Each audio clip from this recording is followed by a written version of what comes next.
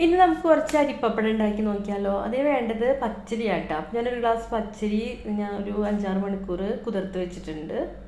അത് നല്ലപോലെ കഴുകിയെടുത്തു. അതിലേക്ക് ഓരോരുത്തരുടെ ഇഷ്ടത്തിനനുസരിച്ച് മുളക് പൊടി, ഉപ്പ്, കുരുമുളക് അതും കൂടി ചേർത്ത് നല്ലപോലെ അരച്ചെടുത്ത് എല്ലാ മാവും നമുക്കിതുപോലെ അരച്ചെടുക്കാം കേട്ടോ.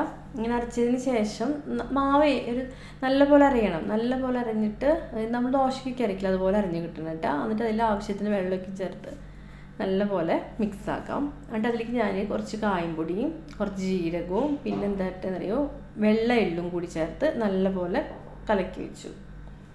ഇനി നമുക്ക് ഇങ്ങനെ വട്ടത്തിലുള്ള പ്ലേറ്റ് വേണം. ആ പ്ലേറ്റിലേക്ക് നല്ലപോലെ എണ്ണയ്ക്ക് തടവി വെക്കുക. പിന്നെ ഇത് നമ്മൾ ആവിയിലാണ് ഇത് വേവിച്ചെടുക്കുക. ആദ്യം വെള്ളം നല്ലപോലെ തിളച്ച് വരുമ്പോൾ ഈ പ്ലേറ്റ് വെച്ചിട്ട് അതിൻ്റെ മീതയ്ക്ക് ഓരോ കയ്യിൽ മാവ് നമ്മൾ കോരി ഒഴിക്കും. അങ്ങനെയാണ് ഈ പപ്പടം ഉണ്ടാക്കുക. എന്നിട്ട് ഈ മാവ് 2-3 മിനിറ്റ് അടച്ച് വെച്ചാൽ മതി. 2-3 മിനിറ്റിനുള്ളിൽ നല്ലപോലെ വെന്ത് വരും.